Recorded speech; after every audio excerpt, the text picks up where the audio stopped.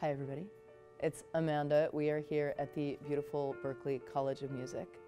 I got an invitation recently from Berklee. They have a grant that is called the Reach Out Initiative, and they asked me to come here today to play, but mostly talk and discuss mental health and music and how the two things connect.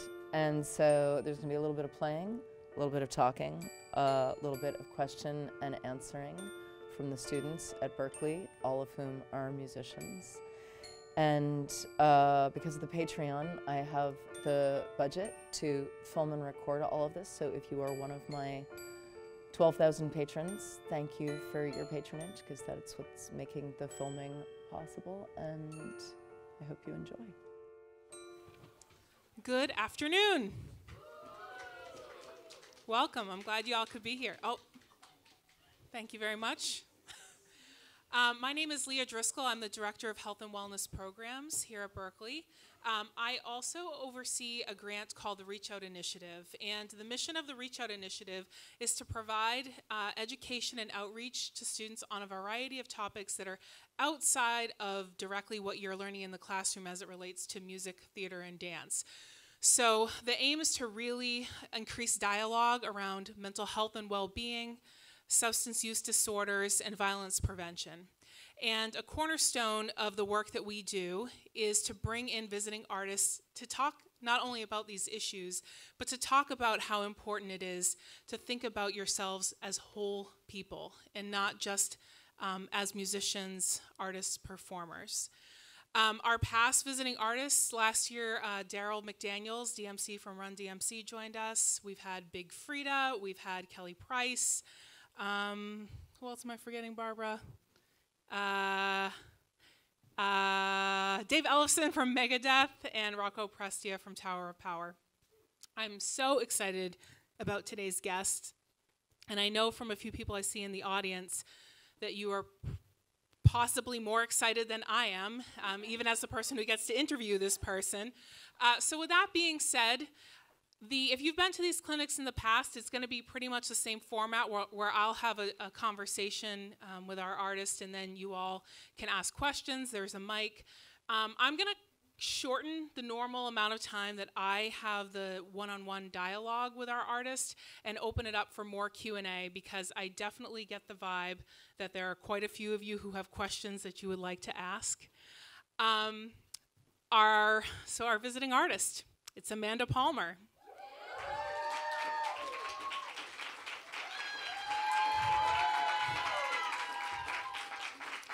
I'm going to read a brief bio, unless you'd like me to do that after your performance. Go for it. All right, cool. Okay. I'm sure it's the first time you've heard this. Amanda Palmer is a singer, songwriter, playwright, pianist, filmmaker, and blogger who simultaneously embraces and explodes traditional frameworks of music, theater, and art. She first came to prominence as one half of the Boston-based punk cabaret duo, the Dresden Dolls, earning global applause for their wide-ranging theatricality and inventive songcraft. Her solo career has proven equally brave and boundless, including such groundbreaking works as the fan-funded Theater is Evil, which made a top 10 debut on the SoundScan Billboard 200 upon its 2012 release and remains the top-funded original music project on Kickstarter. Yes. In 2013, she presented The Art of Asking at the annual TED Conference. Who has not seen that? You wouldn't dare to admit it here. The following year saw, if you have not seen it, you very much need to see it. What was that? Okay. It's 13 minutes. Come on. You have the time. We always have the time, right? That's what we're going to talk about today? In the rest of the time it's going to take her to introduce me, you could finish watching my TED Talk. The following year saw Palmer expand her philosophy into the New York Times bestseller, The Art of Asking, How I Learned to Stop Worrying and Let People Help. Since 2015, Palmer has used Patreon, a patronage subscription crowdfunding platform, to fund the creation of her artwork while enabling her to collaborate with artists all over the world, with over 11,000 patrons supporting her creations each month. I am done. Amanda Palmer.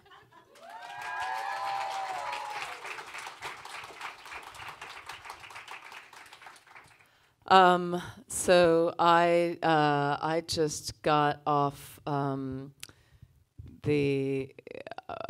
so tired.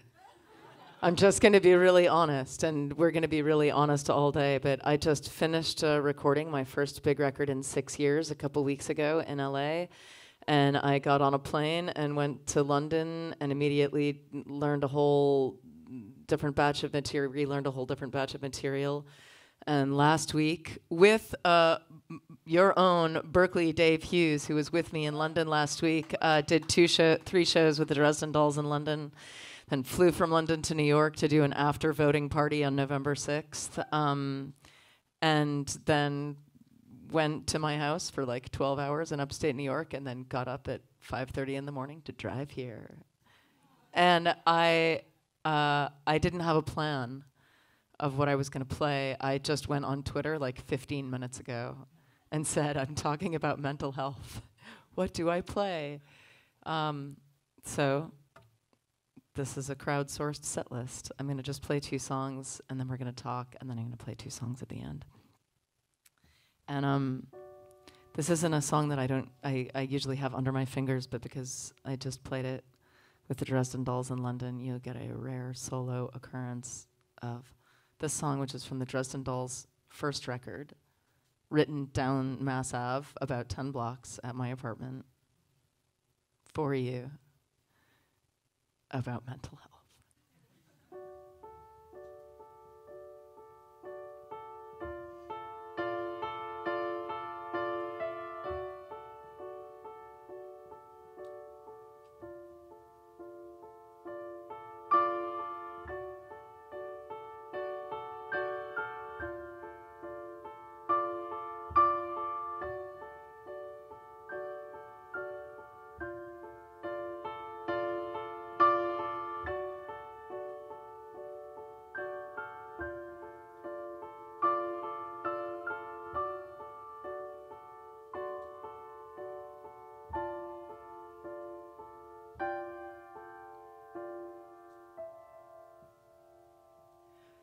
I could make a dress, a robe fit for a prince.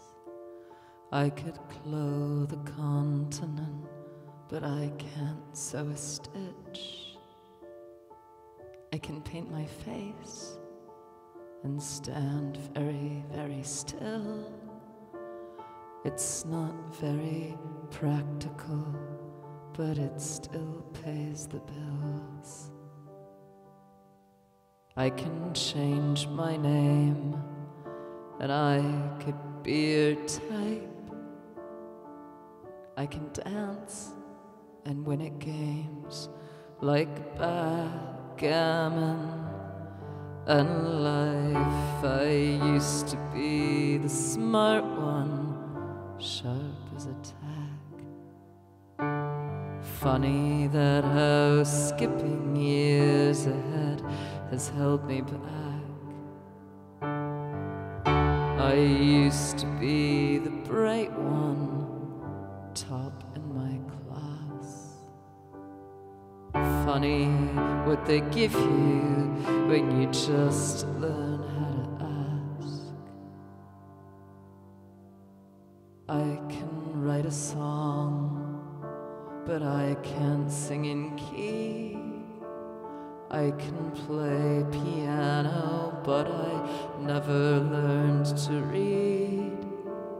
I can't trap a mouse, but I can pet a cat. No, I'm really serious. I'm really very good at that.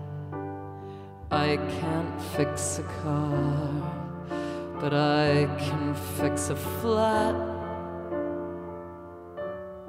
I could fix a lot of things, but I'd rather not get into that. I used to be the bright one, smart as a whip. Funny how you slip so far when teachers don't keep track of it. I used to be the tight one, the perfect fit.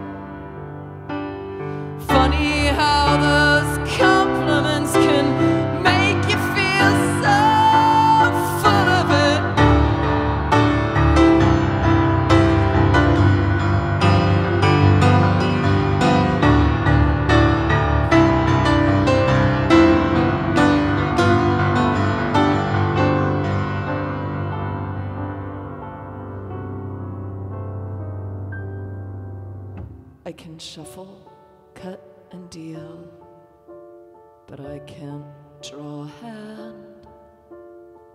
I can't draw a lot of things.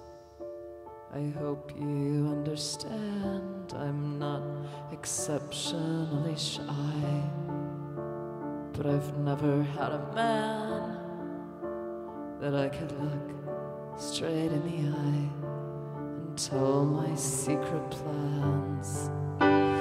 I can take a vow and I can wear a ring and I can make you promises, but they won't mean a thing.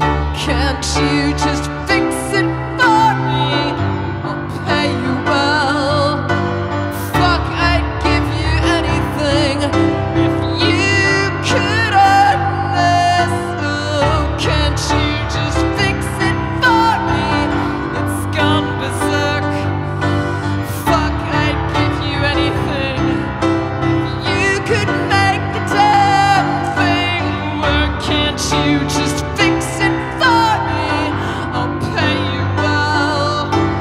Fuck, I'd give you anything if you could earn this. Hello, I love you. Won't you tell me your name? Hello, I'm good for nothing. Do you love me just the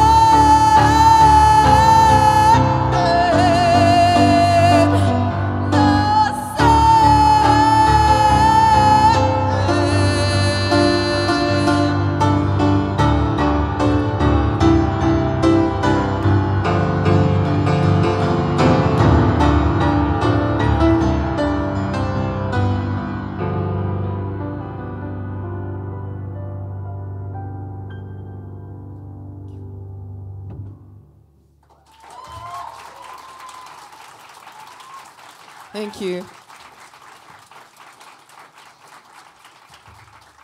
And if I had actually spent time on my drive really thinking about what my most like mental health relevant songs are, I probably wouldn't have been able to come up with as good a list as the people on Twitter anyway.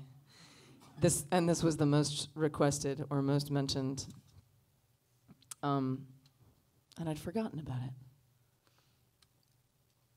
But I think I can play it, so I'm gonna try. The song is from my first solo record, which came out in 2008, called Who Killed Amanda Palmer. Yeah. My friend has problems with winter and autumn. They give him prescriptions. They shine bright lights on him. They say it's genetic. They say he can't help it. They say you can catch it. Sometimes you're born with it. My friend has blight, gets shakes in the night. They say that there's no way that they could have caught it, and time takes its toll on him. It's traditional. It is inherited. Predisposition. All day I've been wondering what's inside of me. Who can I blame for it? I say it runs in the family. This famine that carries me to such lengths to open my legs up to anyone who'll have me. It runs in the family. I come by it honestly, do what you want. Who knows, it might fill me up, me up, me up, me up, me up, me up, me up, me up, fill me up, me up, me up, me up, me up, me up, me up, me up. My friend's depressed, she's a wreck, she's a mess. They've done all sorts of tests and they guess it has something to do with their grandfathers, Civil War soldiers who badly infected her. My friend has allergies, rickets, and maladies. She dates back to the 17th century, yeah, but she manages in her misery. Strips in the city, shares all her best tricks with me. Well, I'm well, I mean I'm in hell. I still have my health, at least that's what they tell me. If wellness is this, what in hell's name is sickness? Business is business, and business runs in the family. We tend to bruise easily, bad in the blood. I'm telling you, cause I just want you to know me. Me and my family, we're wonderful folks.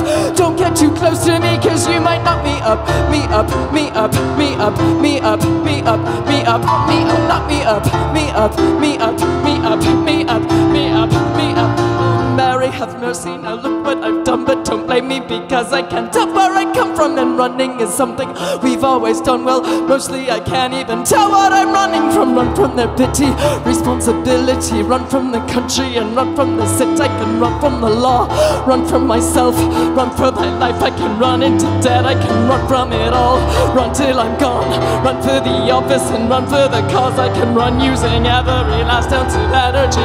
I cannot run from my family, they're hiding inside of me, corpses on ice. Come in if you'd like, but just don't tell my family, they'd never forgive me. Say that I'm crazy, they would say anything if it would shut me up. Shut me up.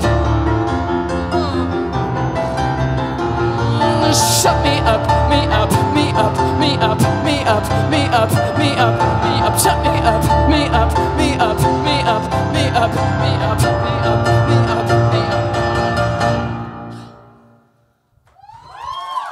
Thank you. I did it.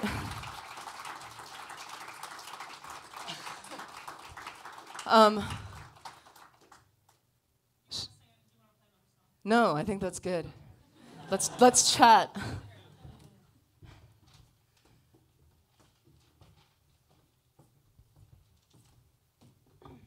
Wow. Oh, I'm just looking at the audience, and yeah, a lot of feelings. Yeah. All right. So, anytime I'm preparing for an artist to come, I always think about, so where are we going to lead the conversation? And even when I was doing the video interview at the beginning, there are so many things that you have to contribute that it's hard to know where to begin. So let's begin at the beginning. So tell us a little bit about you. Who is Amanda Palmer? Where are you from? You can try for the 30-second version. I'm from Lexington, Massachusetts, which for the people in the audience laughing means they're local. I am from the suburbs. I am from the conservatively liberal suburb of Lexington, where, at least when I was growing up, there were still like 12 working class people living on the edge of town. And now it is just one of those like beautiful and horrific Boston suburbs where, we know some black people. They're really nice. Oh, you know what's funny is my best friend from Berklee is from Lexington, and she is black, and she could tell you a very interesting story of her experience growing up in Lexington. Yeah. As far as places I could have grown up, I don't want to diss Lexington. I got an amazing education there. I got a way better education at Lexington High School than I wound up getting, at the gazillion-dollar university that I accidentally wound up going to because I thought you were supposed to go to college. Sorry. But yeah, I've been working in my head on a concept album about Lexington and the water that I grew up drinking, not literally. It's not like Lexington will never have the problems of Flint. But yeah, you know what I'm saying? So, Lexington was, we all have love-hate relationships with the places we come from, for better or worse or whatever, and Lexington is it's my hometown. And how'd you get into music? How'd you get into theater? How'd you get into performing? I just wanted to. I just really wanted to. Every time people ask me that question, I'm not really sure how to answer it. I was the youngest of 4 kids. I had a full sister who was just a little bit older than me, and then I had 2 steps. And, if you believe the psychology of birth order, like as the 4th kid, I was like, I'm here, I'm real. And they were like, whatever, my mom wanted to teach me piano. And she always had a piano in the house. There was actually a point at which we had 2 pianos in the houses, in the living room of the house I grew up in. And so I wandered over to the piano as soon as I could reach it and just started banging away at it, and then that was it. I was done. I was in love with that instrument. And then my mom plopped me on her lap when I was 3, 4 years old and just let me copy her hands. There's a line in that first song about how I can play piano, but I never learned to read. I still can't read sheet music. I'm a by ear musician, and I find people who can read music really intimidating. I love you guys. But if you're one of those people who can't improvise, like, fuck you, like, I can do that. And I taught myself by ear. I was also really bad at touch typing. It was the only class I almost failed in middle school was touch typing, because I was really good if I was looking at the keyboard, but I couldn't make my brain and my hands talk that way. And I had the same problem with sheet music. If I played a passage off a sheet, I would just immediately have it locked in there, and I would just, I would cheat. I would memorize shit and then just never really translate the sheet to the page. So, and I know that I can go down a tangent that's dorky because you guys are musicians. If I were with a regular crowd, they'd be like, but that was it, and I just started learning things by ear. I kept a tape deck or a record player by the piano, and I would just listen to stuff and copy it and listen to it, copy it, and that's how I taught myself to play. Tell us about the Dresden Dolls, Harvard Square. One's a band and one's a place, not far from here. Well, I mean, I could give you the speed through of my life. So I went to high school. I did a lot of theater. I really, really loved theater. I was kind of a closeted songwriter because I started writing songs when I was 8, 9, 10, bad songs. I started writing good songs when I was about 14 or 15. The song that I wrote, the first good song that I knew I had written, it was a good song, I wrote my sophomore year of high school when I was 15, and that song made it onto the first Dresden Dolls record 10 years later. But I was really, really, really insecure. Not so much about my songwriting, which I could see was getting good, but the songs, even the songs I was writing at 15 or 16, they were so personal, and I cared about them so much. I just didn't want to play them for people. Not because I didn't want people to hear them, but I was just too scared of being criticized.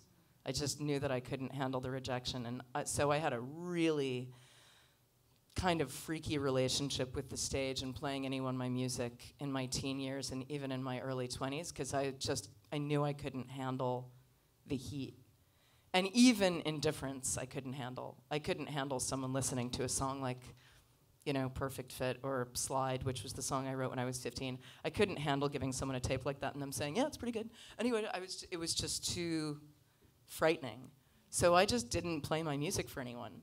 I wrote and I dreamed and I, envisioned some future where these songs would finally be heard, but I really kept them under my coat. And I played my first real show basically with the collection of my best songs, at least the songs that I considered my best songs, when I was a freshman in college. I went to Wesleyan, and I just, even back then I was very DIY. I found a space that I liked with a piano. I found out whatever power that be you had to talk to. I borrowed the room for the night. I put up flyers.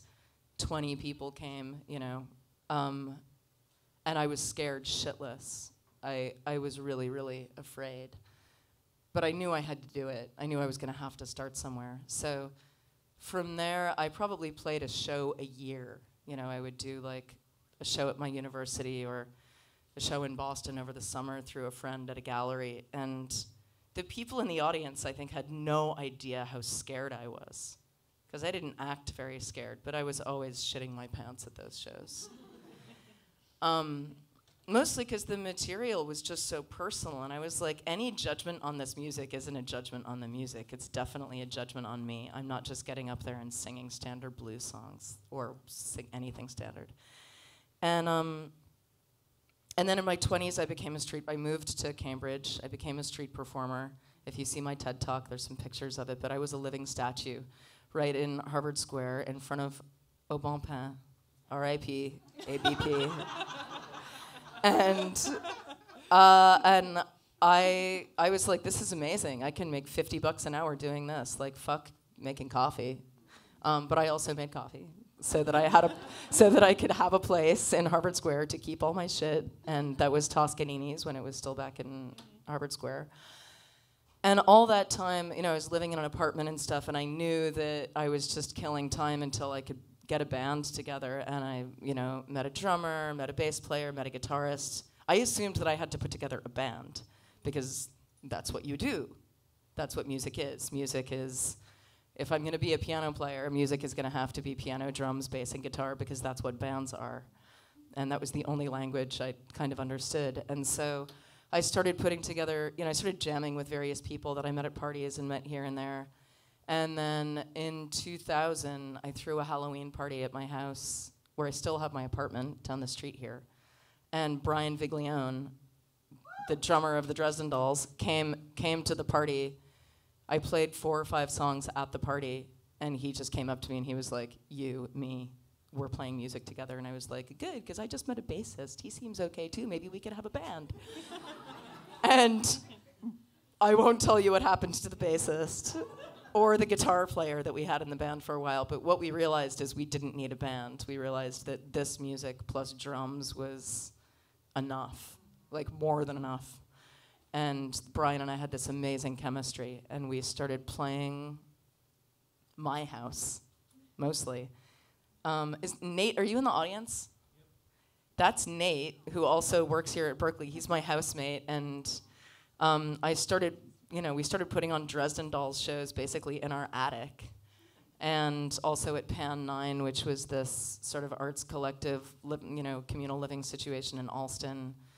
And we just played wherever we could. We played people's houses, we played basements, we played lofts and galleries.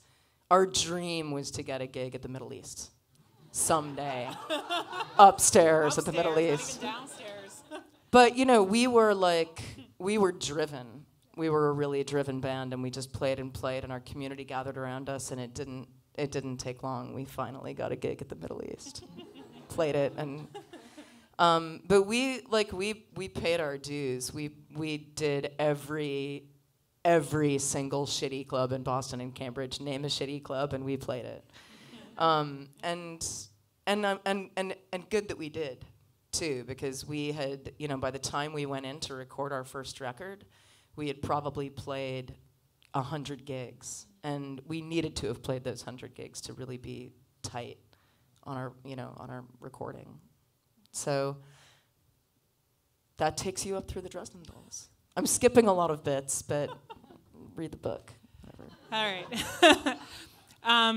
So because I want to talk a little bit about some of the conversation we had earlier around choices that you make about what you do and what you don't do. If you could tell us a little bit about what happened when you were signed with a major label and the decision that you made to leave that arrangement. Well, that picks us up right where we left off, basically. So the Dresden Dolls became. Do you guys mostly know the Dresden Dolls, right? You know the music? Okay. So if you don't, we were just a drums and piano band, and the music was very heavy, and punk here and cabaret there and musical theater there, and if I can explain the landscape of the Boston music scene in 2000, 2001 that Brian and I were entering, and Brian and I had this, we had this amazing Venn diagram where we crossed of Brian grew up listening to Slayer, Winger, Rat, Megadeth, and jazz, but also one of his favorite musicians in high school was Ani DeFranco. He just liked hard-hitting, honest, forthright music. And, and I was more of a new waver goth person. But we overlapped in the place where the Dresden Dolls really existed. We overlapped in The Cure and Nick Cave and The Doors and Swans and, certain sort of hard theatrical, really flamboyant music. And when we started touring, put it this way, when we started touring Cambridge, playing all the shitty clubs of Cambridge and Boston, we were like, I was sort of in my own universe. Like, Nate knows my universe. Like, I lived in the universe of, like, boho, art fag dream. Like, we're all just gonna live in a house together and cook pasta and, you know, take acid and drink wine all night and talk about philosophy. And I thought that that's what it meant to be a musician, and that's what everyone thought it meant to be a musician, because I was from Lexington, and I was naive.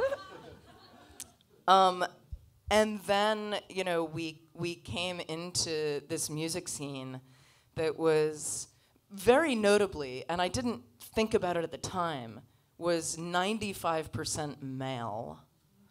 And at least in the circles we were traveling, 95% white male in their 20s.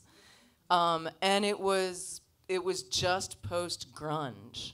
So every band was a, like, super self-serious, humorless indie rock band.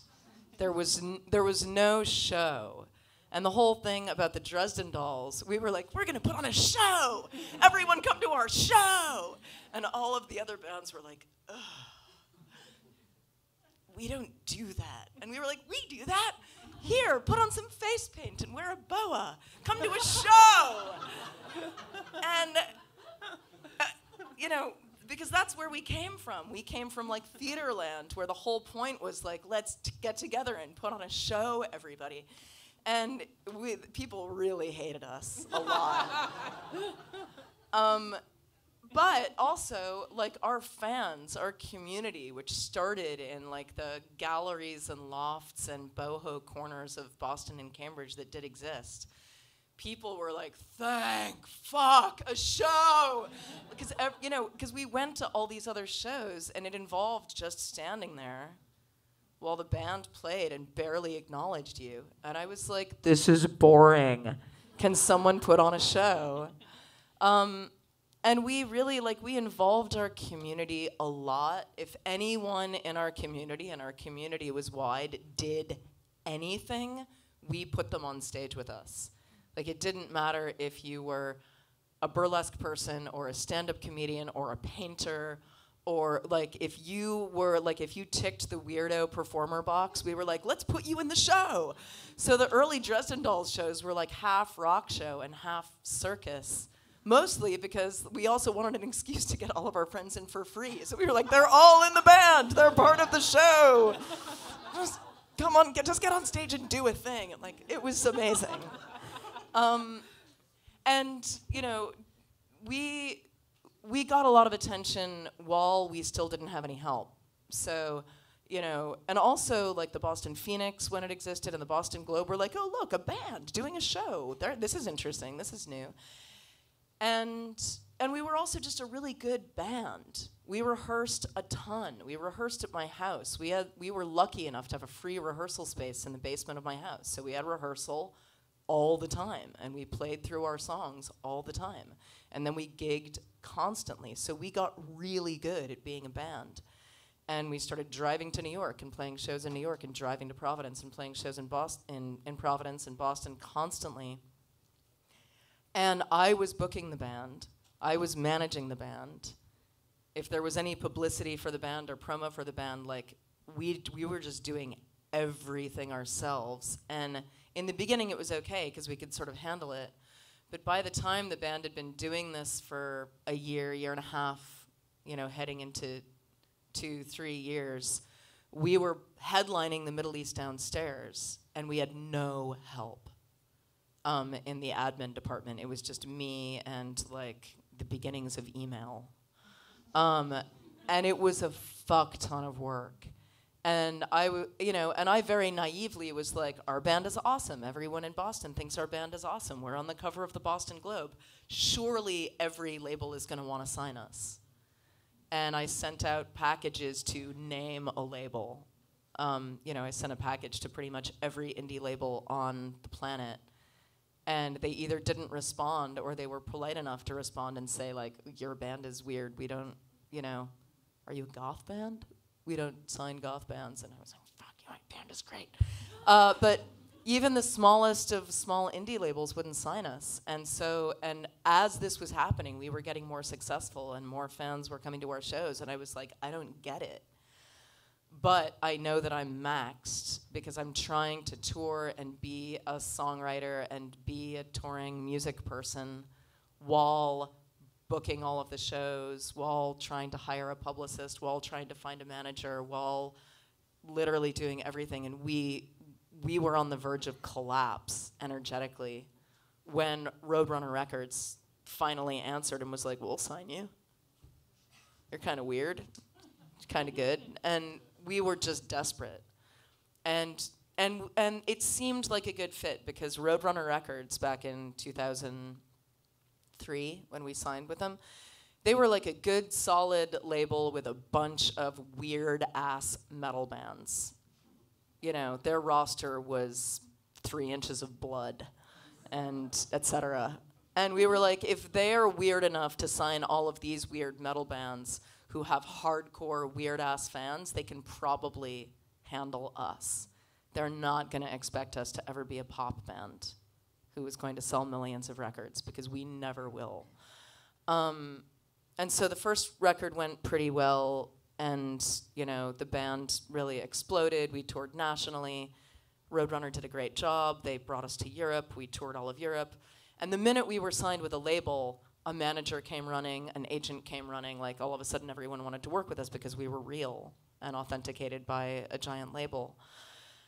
And you know, we just toured our asses off right into the recording of the next record, recorded our next record, and that's when all the wind went out of our sails because the label basically turned around and said, "Ugh, like, the record's great, but there's no hit, and what are we gonna send to radio?" And we were like, "Do you know what kind of band you signed? We're not a radio band. We're an amazing live, weird-ass, theatrical punk, community-based touring band. Like, instead of trying to spend money on a radio plugger, could you spend money on our website, which you seem to think doesn't need to exist unless we're on cycle?" This was actually an argument I had with Roadrunner Records. They were like, "Why do we need to pay for a website all year?" And I was like, "You guys don't understand the internet." And they were like, "No, we get the internet. It's very useful for promoting your album when you've got an album to promote." And I was like, "Oh, you're so clueless. We'll just pay for it," which we did. And things just fell apart very quickly with the label when I understood that they didn't really get the band. And the sorts of things that we were arguing about were so ridiculous to me that I just wanted to run away. And then they had the option, you know, then the band just, we toured ourselves into the ground, we burned out. I went solo, made my first solo record, which the label had an option on. And they did a terrible job with that one too. And at that point, I won't bore you with the entire story, although it's a really good story, but it's too long for an event like this. You can read my book, and I detail the long, hilarious story of how I lied to one of the main guys at the label about how what I really wanted to do was just have children, and they dropped me. And I'm not kidding you. That's how I had to do it. And I cried. But I cried earnestly, explaining to him that of course he would understand this choice because he had kids. And I had fought so hard to get dropped, but it wasn't until I lied about that they dropped me basically the next day. Wow, that is a whole clinic and discussion in and of itself. Wow, it was crazy. Ugly. So you and any artist, we talked about this a little bit earlier, the idea of work-life balance, it's one and the same. You are your art is you. With that being said, the choices that you make, whether that's taking care of yourself, the things you do take on, the things you don't, can affect your productivity and how you feel as a person. So what are some of the things you've done, particularly when you've made some bold choices with your career? What have been some of the anchors in your life to get you through some of the more challenging times? Well, there's a bunch of things I could mention. One thing I did in the very beginning of the band, when I was like 25, 26, was I had a lot of problems with my back and my neck. I still do. I have arthritis in the bottom of my neck, and it's a pain in the ass all the time. It's a pain in the neck. And I knew that I had to have some kind of like physical self-care regimen, or I was going to just be in pain constantly. So I started doing yoga as a teenager, but I got more serious about it in my mid-20s, and there was a studio right down the street from our place. It was on Columbus. It's gone now. And I clocked for the first time. After going to yoga classes at this place 5 or 6 times, I was like, oh, I get it. I not only need to do this to stretch my body, but this is actually changing my life. This is actually grounding me, making me calmer, and just making me clearer and more perceptive, and I just feel better on days that I go to yoga.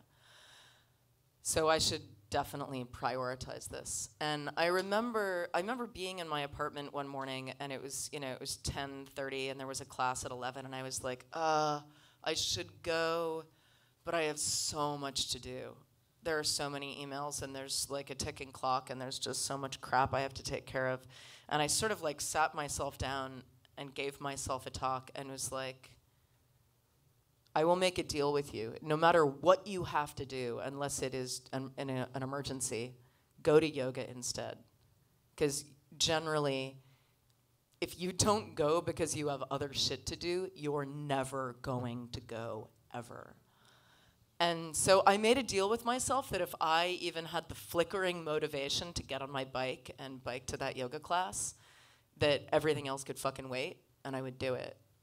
And I also turned from the kind of person who was like, exercise, I suppose I should do it, because exercise is good for you. I started actually looking forward to going to yoga, because I also learned how to do it, and I learned how to just take it at my own pace and just basically take what I needed from the class. I had one of my most enlightening moments of my 20s in that yoga studio in Columbus. I was super hungover. I was like level 8 hungover. I was the kind of hungover where I'm amazed that I got out of bed hungover. I had already had my morning hangover vomit. I was trying to hydrate. I was, taking Advil, and I was like, I should go to yoga.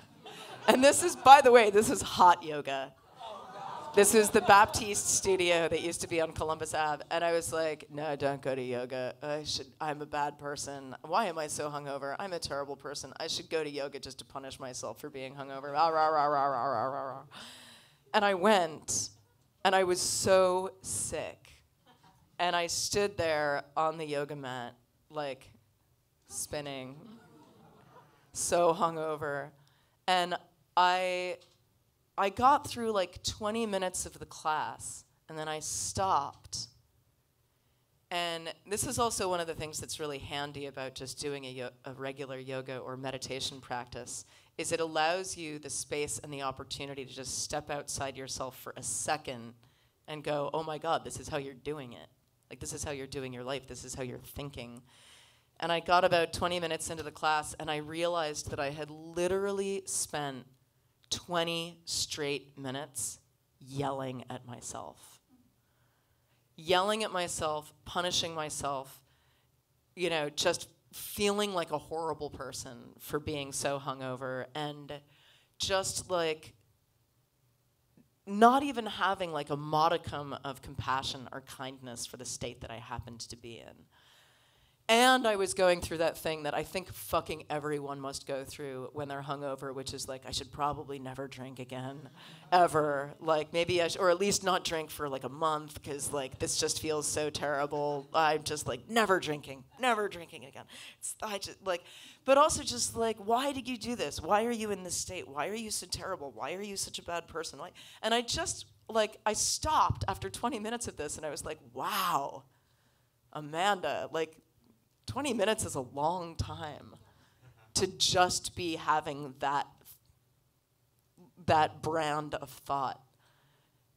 Like, has it occurred to you that what's happening right now is that you feel sort of sick, you're dehydrated, and you should just lie down and take care of yourself? And I was like, technically that's an option. I could just not yell at myself.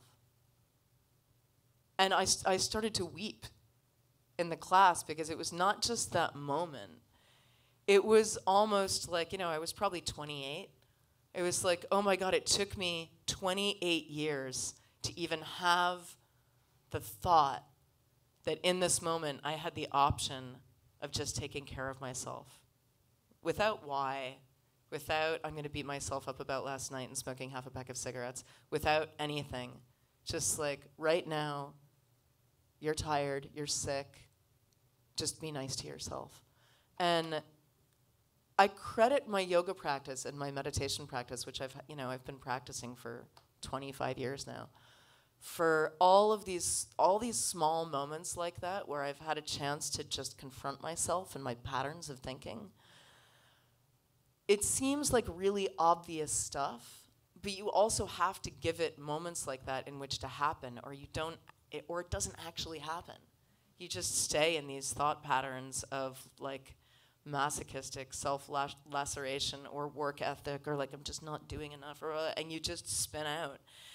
And having a meditation practice and a yoga practice to me was my way of like never veering over the edge and having those moments where I could actually watch the way I was thinking and make a choice. Like, do I want to think that way or do I want to back up and think this way? Because this way is like leading me to severe fucking trouble. So maybe like back up and head this way. And I'm never finished. I still get trapped and caught all the time, and not as much as I used to though. And that's, I credit my yoga and my meditation practice for a lot of that. And it doesn't matter what the practice is. It could be that you take a walk down the beach without your phone and you just calmly contemplate for an hour what's going on, what's happening in your relationships, what's happening in your life, what's happening in your head. But, one of the things that I worry about in general with our mental health nowadays is, and I'm just as bad as everyone, is there's so little space because we all have phones. And especially if you're trying to get anything done, and especially if you're a musician or an artist who's constantly hustling for a gig or constantly trying to promote your shit or whatever it is, there's this addictive pull that you could always just be productive. You should always be catching up on something. You should always be doing something. And if you're sitting waiting for the bus, like, you can catch up on your email and you can maybe answer that text that you forgot about, and you can maybe look at your friends' Instagram feeds and if there's no space, there's not going to be any reflection. And if there's no reflection, there's not going to be any growth. Thank you. Thank you so much. I think, looking at the time, what I'd like to do, if you're cool with it, is to open it up for questions from the audience. Before that happens, I was supposed to do this at the top. There are some people that need to be thanked for today's clinic, including, of course, you. Thank you. So I want to thank Tim Paul Weiner, Sarah Paggiaro, who's videoing today, Reggie Lofton, the David Friend Recital Hall, Tech Crew, Tracy Gibbs, Alan Bush, Tori Donahue, Maria Vivas, Amanda's team, Matt Hickey and Dana West, Amanda's manager, Jordan Verzar, and of course, Barbara Thomas. If you don't know her, you should. All right, our first question. In a lot of your songs, you address big moments in your life, traumatic incidents. How do you prepare before and after? Because you have to subject yourself to that material again in order to put it out into the world. You mean, how do I prepare when I'm playing live? Yeah, for those heavy things. I don't really. I mean, I maybe I should, but I don't. I just don't. I mean, that's maybe not fair and maybe not true. I think I have played so many shows. I've played thousands of shows at this point. And I noticed, because the Dresden Dolls just did some huge shows in London. We played 3 shows to 7,000 people. And I don't have like a strict thing where it's like, okay, exactly 1 hour before the show, I'm gonna go do this and then go do this and warm up my voice. But I was noticing that before my Dresden Dolls shows, like even just waking up the morning of the show, I started just subconsciously warming up my voice. Because I was like, I have a show tonight. Like my brain just sort of like kicked into show gear.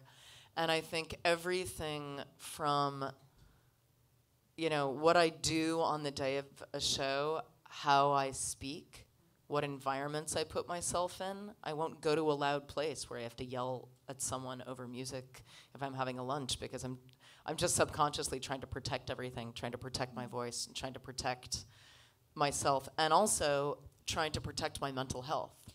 Yeah. So a lot of it, and it's actually, you know, it's cool that Dave is here. Dave Hughes, who happens to be working this gig, was just with me in London and was with the Dresden Dolls and me on tour for many, many, many years. And a lot of what's really important, and that like sound people and light people and tour managers and stuff, one of the things that you really have to understand is the subtlety of what you do and you don't talk about 20 minutes before musicians are supposed to go on stage. And I've had to school so many clueless people and husbands about what you do and you don't bring to the table when someone is getting ready for a gig. I once fired, and I you know, and it actually takes a lot to get to me, but I once had a promoter, I won't name the country. I was in a foreign country, and there was this promoter rep who had beef with my tour manager, and as I, you know, and this was a show for 1,500 people, and as I was getting on stage, like walking to the dressing room, from the dressing room to stage, he started bitching to me about my tour manager and what he wanted to do about it. And I was like, you don't understand. I'm on stage in literally 30 seconds. I can't have this conversation with you right now. And you're really high on cocaine. And I don't think you should be my promoter rep anymore. But you know, I think it's a lot of little subtle micro decisions that when you're a professional touring person or a professional session musician or a professional anything, you just know, and you start shutting down certain systems. I'm sure athletes do it too. So they may have some really official warm-up regimen, but they also know that if they have a race in 3 days, like their whole isness just starts getting into a vibe where they're cranking up what's necessary and cranking down what's necessary. And the final thing I'll say about that, especially because I know that a lot of you guys are musicians, is phones and computers and email and social media and stuff right before a show is fucking terrible for you. So if you're in a band or if you're a solo musician, just like figure it out. But there's nothing less inspiring than being about to go onto a stage and play music for a bunch of people and to look over and see your collaborator doing this when you're like about to go connect with a bunch of people, because this is totally disconnected. So I noticed that I was getting into some bad habits when I was solo touring, that I would like, I'll just check, you know, I'm sitting back here alone. I'm not on stage for 10 minutes. I'll just check my email. Because you never know what's going to be in your fucking email inbox. And you never know what emotional bomb might get dropped on you 7 minutes before you go on stage and distract the fuck out of you while you're trying to do your job. So you've got to give yourself a buffer zone where you're just creating a bubble around yourself and the outside world can't penetrate. And you have to be not afraid to tell your husband to like get the fuck out of your dressing room because I love you, but you're just really distracting and you're not being about now right now. Yeah, you bet. Hi. First, how's the baby? The baby is awesome. Yeah. The baby just turned 3 and is beautiful and is playing drums. And I didn't make that happen. He just wanted to play drums. I'm actually kind of like really, all right. I have strange drummer karma. So my actual question is, you've always taken this not like zero distance policy with your audience, right? You've always been so vulnerable and open to your audience and, you know, letting them be right up to you, absorbing everything. But now you're a mother and you've sort of switched onto this role of the protector. And you are my #1 hero, by the way. So, like, I look up to you for everything from the way you interact with your audience, how open you are. At the same time, I've always struggled with, you know, how much do you actually open up to your audience, and how much truth do you tell them versus keep it to yourself? So I just wanted to ask that now your role has changed as a mother, and obviously you want to protect your kid from, you know, the outside scary fucking big world. So how has that changed your mentality on your relationship with your audience? Well, that's a really good question. I think my philosophy as a mother is sort of just following on what my philosophy as a street performer and as a musician was, which is I protect myself by opening myself up. I protect myself by, like, baring my neck and scaring the shit out of people, because they don't expect that. People don't expect you to be open and vulnerable and upfront about things. And, you know, since that's sort of been my MO as a professional person, as a songwriter, as a human being moving through the world, I just figured it's going to be the same with my child, which doesn't mean that I want to, like, endanger him or, you know, offer him up to people to eat or anything like that. But I also really don't want him to be afraid of the world. And so far, he doesn't seem to be. And, you know, I think being a touring, especially like a scrappy touring musician, is one of the best preparations for parenthood that you could possibly have. Because everything is completely confusing, completely hectic. You're always improvising with whatever happens to be around, and those are pretty much the exact survival skills you need to be a parent. And, you know, and I feel like as his role model,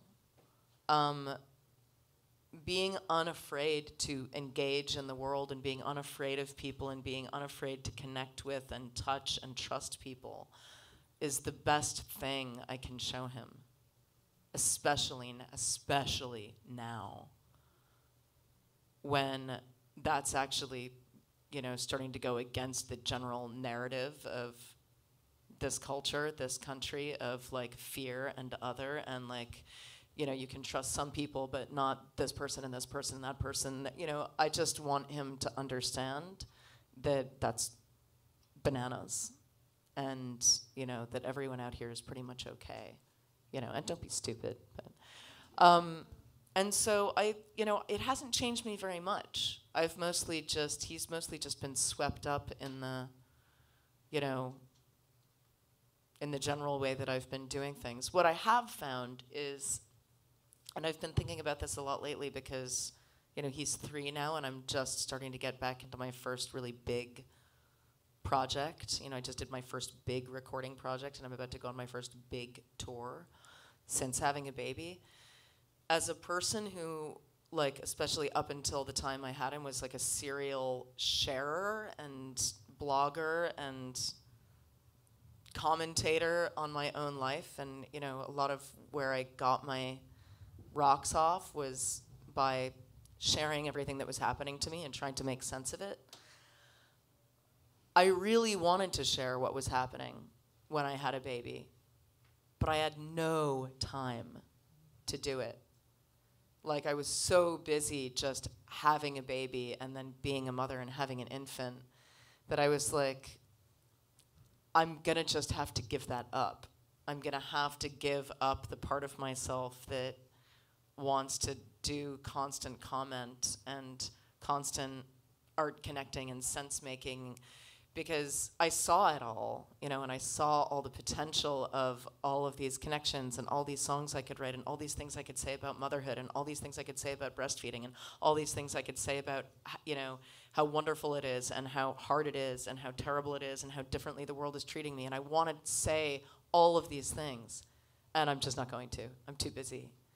and it's more important that I actually just change this diaper than I tell you how it feels to change this diaper. And, you know, and maybe someday I will be able to sort of like go back and vaguely try to remember what happened. But it was a really good exercise in submission for me, and just going like, it's actually more important right now for me to be doing this than for me to be thinking about relating this experience, which as an artist who really prizes my ability to share and comment and you know, make sense of a situation. That was a hard thing to choose, but it felt like the right decision, and it felt like the decision that honored the child instead of my ego. You know, because at any given point I could have been like, okay, I've had 3 months of baby experience, now like send the child away for 3 months so I can write an amazing book about it. And I just wasn't going to do that to him. So I think I already know the answer to this question from sitting here and listening to you speak, but I'm going to ask it anyway, just in case. But your role as an advocate for mental health and self-care and for women and marginalized folks in the industry, has that impacted your trajectory moving forward in the art that you're creating? And does that put any pressure on you to be channeling out certain things? Like, do you feel like that's a responsibility in your life as an artist? And is that hindering or helping your work? That's a really good question. I mean, what do you think the answer is? I was going to err on the side of no, because I'm going to not finish answering that question. Sorry. I'm just going to let you go. I think I know what you're asking, and I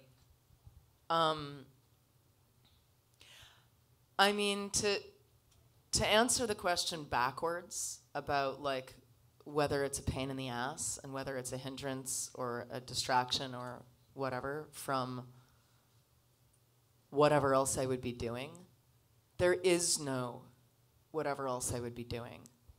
When Donald Trump became the president and when Harvey Weinstein, you know, came into the fore of consciousness and kicked off the Me Too movement, and if I felt like what I wanted to do was respond to that, that's just what was going to happen. And you know, it was really interesting playing these Dresden Dolls shows last week. We were such a political band, more so than I think people realize, you know, because honestly, and you know, and it's still true, and being a woman in this industry, it will probably always be true. When people talk about me, they talk about everything but the songwriting. And when people talked about the Dresden Dolls, they talked about everything but the lyrics. And a lot of the lyrics were really political. There were songs about abortion. There were songs about being transgender. There were songs about, you know, it was just endless. And there were the articles written about us and the discussion around us never touched that. But like playing all of those songs in London to a bunch of people while Brexit is happening and Trump is in power, like those songs have just gotten more and more relevant. And, you know, if anything has happened with my songwriting just in the past few years, it's just gotten more, it was already bending that way, but it's just gotten more literal. I think because I'm losing my patience. So I feel like, you know, there's a quote about how there can be no poetry after Auschwitz, and I'm starting to feel like after Trump, we don't have any time for metaphor. Because things are just so, things feel so urgent. And especially as a woman, and the female artists around me, there's just this sense of urgency watching what is happening to our country becoming racist and fascist at levels that it has not openly been to, you know, especially because I travel around all the time, and it's frightening. It's frightening being in all sorts of other countries and listening to people reflect on what America looks like to them. Because we weren't supposed to be this. We were supposed to be the bastion of, like, you know, immigration and creativity and da-da-da-da, and people are just like, ugh, you guys. And so if I'm becoming a more feminist or a more political or a more whatever artist, it doesn't, you know, it doesn't bother me one way or another. It's like every decision that I've ever made in my life as an artist has been a random decision. It's like, am I going to do that or am I going to do that? I don't really have time to think about it. I'm just going to do that and whatever. And just everything is just branched off due to some random decision. And, you know, I've never sat down and rolled my sleeves up and said, what is my 5-year plan for my career? Ever. And people do that. But I'm not the kind of person who does that. I'm the kind of person, and one of the reasons I love Patreon is I'm so much more interested in sitting down and going, what do I want to do right now? What do I want to do this week? And the ability to have money to draw on and say, what do I want to do right now? Like, right the fuck now. What do I want to say and what do I want to do? Not what do I write and create now and then wait for it to be packaged and marketed and come out in 18 months. Like, right now, what do I want to do? So being able to write Mr. Weinstein Will See You Now, which was a single that I put out a week after recording it, and then immediately being able to go into this giant video film production with all of these women to make a really bold statement, that's how I want to do my life. I just want to be an artist in conversation with the world, and I never want to wait. So, you know, it's weird because the record that I have coming out it's maybe the most political record I've ever written, but it's also by a factor of like 1,000 the most personal. You know, where I write about, you know, instead of writing in a satirical way about abortion, the way I did with the Dresden Dolls and with Oasis on Who Killed Amanda Palmer, I write the first really intimate, serious song about abortion that I could find a way to write. You know, it took me until I was 42 to actually be a good enough songwriter to think that I could do it justice. And I write about having a miscarriage. And I'm going to tour all of 2019 and sit at a piano and speak to theaters of 1,500 to 2,000 people graphically about what it's like to have an abortion and have a miscarriage because of what's happening politically in our country right now. It's probably not a choice I would have made if Hillary Clinton had become president, you know.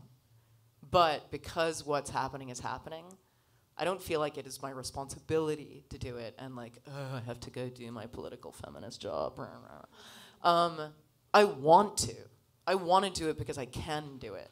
And because if I don't do it, who else is going to do it? And every woman should feel like that right now. Every woman who has a voice and any power should be doing that right now. Otherwise, we are in serious fucking trouble. So you mentioned being young and being like a closeted songwriter, like someone who just like wanted to protect your personal work. And I see you now like just talking to us and performing, and you're like very connected and like unapologetically authentic. And I find it really inspiring. And I'm just wondering how you went from being like a closeted songwriter to who you are now, and like when that like started to first happen, and if maybe you ever like go back there and feel like I need to protect this, and like what you do to be who you are. No, I'm really luckily I don't go back there very much. Although I'm still insecure about my songwriting and my new material in a way that I think is really healthy. I think if you're an artist who makes a thing and you're not sort of afraid of what people are going to think, you're weird. Because you'd have to be, because we're so close to our own creations and our own artwork that we can't ever really know how those things are going to connect with other people and how they're going to land in other people's brains and ears. We can guess, You know, we're often wrong. But, you know, that moment of like feeling like a 6-year-old and going like, I made a thing, is it good? That just never goes away. But I get better at being afraid and just going like, oh yeah, this is the thing where you've made a thing and you want people to like it and you're gonna be sad and disappointed if they don't. But like, you know, I think it's a muscle that once you've exercised it a million times because you've written a million things and you've gotten a million applauses and rejection letters, like it, you know, it never hurts like it does in the beginning, because in the beginning it's everything. You know, the first 5 shows you play, you know, are, if they comprise 100% of your career and you're playing your second show, that's like gonna be 50% of your lifetime's worth of performances. It's a lot. So the weight it carries is seriously heavy. And, you know, the only way I really got over it was just by doing it and doing it and doing it and doing it and doing it. And every single time I played on stage and every single time I faced my stage fright or my insecurity or whatever, I just walked into it and was like, ugh, you know, it doesn't feel good, but if I want to be a stage performer, I'm gonna just have to get used to this. And I don't always give him the props that he deserves, but, and it was also good to be reminded of this recently because we played shows, but Brian, the drummer of the Dresden Dolls, totally changed me. Because when he met me, I mean, there's probably no one in this room, because you guys are all like new school. There's probably no one in this room that would have seen me when I was 25-year-old solo Amanda Palmer, right when Brian met me. And I was just getting comfortable. I was still kind of scared. I would play these songs at my house or at Pan 9 or at the Zeitgeist Gallery, these teeny little places, but it was still very frightening to me. And Brian Viglione, who had such a like optimistic and affirmative and punk rock outlook on the world, came into my life. And he also, this is something that a lot of people don't know, Brian had been touring in real bands, playing real shows, plugging in real gear from the time he was 15. So to him, I was like as green as it gets. When the Dresden Dolls played our first shows, and I was like, what's this cable? Brian was like, oh my God. He had played 50 plus shows in rock clubs, in punk clubs. He had been, when he was 15, he was in a band of dudes in their 20s. And Brian not only like fundamentally, loudly, boldly supported and loved my songs. He was like, you're a fucking great songwriter. He was like a coach. And because he was also so big and so flamboyant and so loud, he just gave me all of the space in the world to be as confident as I became. Because all of a sudden, I wasn't just a solo piano songwriter. I was in a band. We were like a gang. And Brian never cut me down. He supported me so beautifully and so wholeheartedly, and he believed in the songs and the band so much that it was almost like it wasn't an option anymore to be afraid, because he took my hand and was like, let's go do this. Let's be a band. Let's go show these people how amazing we are. And that was infectious. And if you ever meet Brian, I know Nate knows Brian, Dave knows Brian. He is nothing if not one of the most infectiously energetic human beings on the planet. And he changed me. He gave me space to be this like big, loud person, unapologetically. And I don't know what would have happened to me. If I had been with a reserved jazz drummer, the Dresden Dolls would not have happened. I might not have happened quite the way I did. And Brian, most people don't know that aspect of the early Dresden Dolls, that I was actually kind of the newbie and Brian was the pro. Even though I was more of an accomplished songwriter, he was a way more accomplished musician, and he was a way more experienced musician. And he brought me up to his level, not the other way around. Hi, how do you prepare yourself for, because you write very personal material, how do you prepare yourself and other people for maybe putting out stuff that will make things uncomfortable, especially with the people that you care about? What do you mean? So, like, I wrote a song about me and my dad,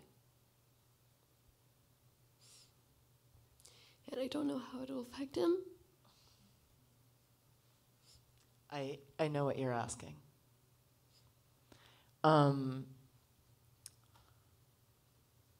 Well, it's always going to depend on the context of what the relationship is, who the person is. I mean, I have written songs about people and was very afraid of what those people would think, feel, how they would experience them. I wrote a song towards the beginning of my marriage with Neil that Neil started listening to, and I had just sent it to him as an MP3 in an email because I was working on it, and it upset him so much that he threw up and didn't finish listening to it, and still hasn't finished listening to it. And he claims that if I had just waited and not just emailed it off to him and been like, listen to this thing, and just like created some kind of sacred listening party and maybe held him in bed, he maybe could have handled it.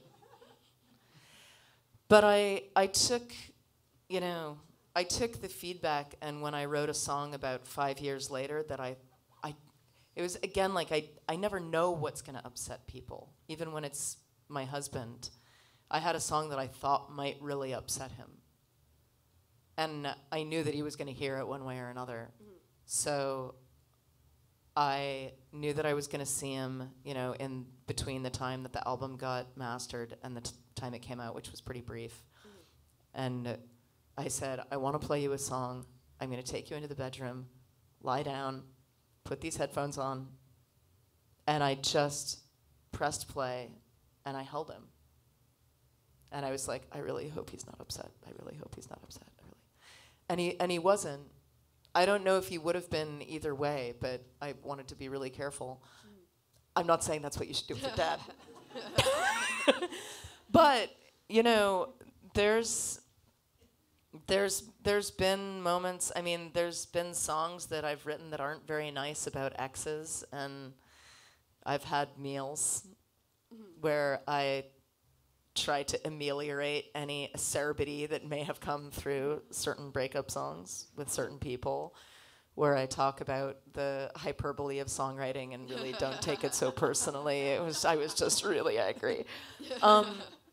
And there's songs that my mother really doesn't like, and she's the one who brings it up, and she really listens, and she listens to lyrics, and she looks for opportunities, I think, to see herself or see my relationship with her, and sometimes I have to explain things, or sometimes I have to defend things, or sometimes I'm just like, sorry, artistic license. But I also, music is a really powerful weapon. I also really don't want to hurt people, and I know that I can if I want to. And I don't want to. So there's a lot of songs I haven't written. There are a lot of songs that I've written that you will never hear, because I wrote them and I looked at them and was like, it may be a good song, but it's not good enough to merit the damage, the collateral damage. So, put your ego in reverse and stick that one in a shoebox. Maybe when you're 90 on a box set, whatever box sets are in the future, you can put it out. But this is, if you're struggling with this, you are probably a really good artist. because you wouldn't be struggling with it if the material wasn't strong enough to affect somebody, if you know what I mean. You're just going to have to figure out how to do it. And, you know, it's not an easy part of the job, but if you want to do this job, it's just like, it's like the waste management maintenance department of this job. It just sucks, but you have to do it, and you also can't outsource it. You have to do it yourself, and you have to, like, face those people and face those situations and with care. Thank you. You're welcome. So that's going to conclude our Q&A. Can we all give a round of applause to Amanda?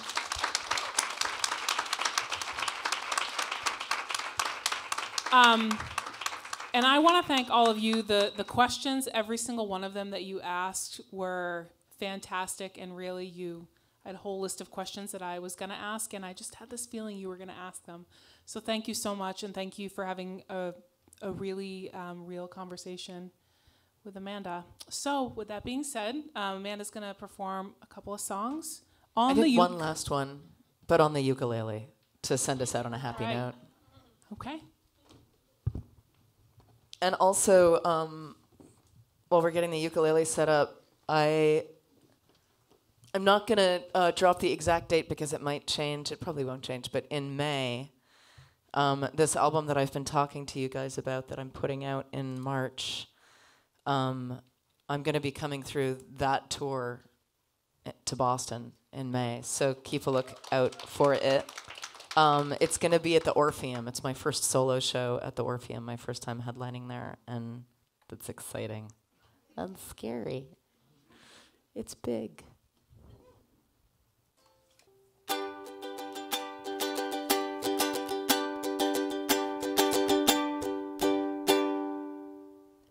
In my mind, in a future 5 years from now, I'm 120 pounds, and I never get hungover because I will be the picture of discipline, never minding what state I'm in, and I will be someone I admire.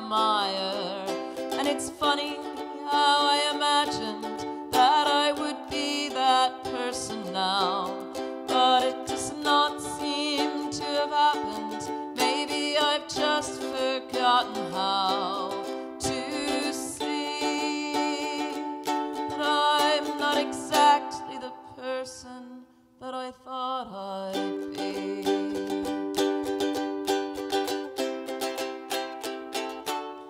And in my mind, in the faraway here and now, I've become in control somehow, and I never lose my wallet because I will be the picture of discipline, never fucking up anything, and I'll be a good defensive driver.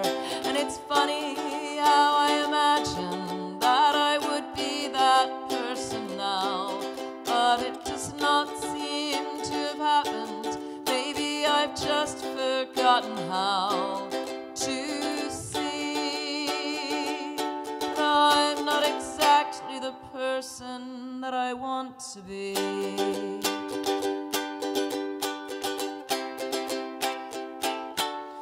And in my mind, when I'm old, I am beautiful, planting tulips and vegetables, which I will mindfully watch over, not like you now. I'm so busy with everything that I don't look at anything, but I'm sure I'll look when I am older.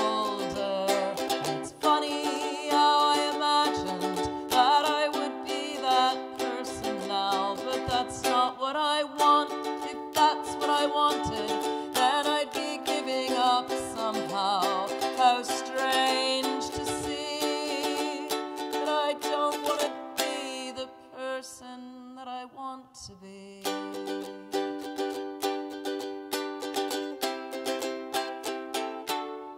And in my mind, I imagine so many things, things that aren't really happening. And when they put me in the ground, I'll start pounding the lid, saying I haven't finished yet. I still have a tattoo to get that says I'm living in the moment. And it's funny how I imagine that I would win this winless fight, but maybe it really isn't funny that I've been fighting all my life. And maybe I have to think it's funny if I want to live before I die. And maybe it's funny asshole to think I'll die before I actually say that I am exactly the person that I want to be.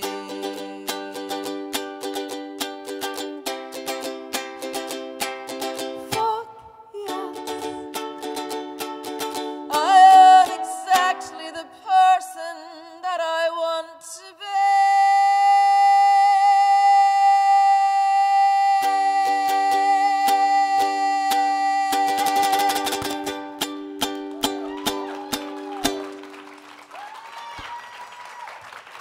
Thank you very much.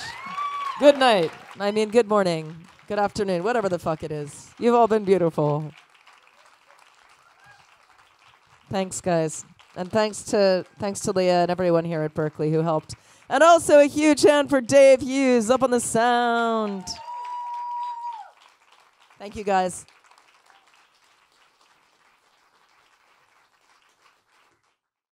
I could make a dress, a robe fit for a prince. I could clothe a continent, but I can't sew a stitch. I can paint my face,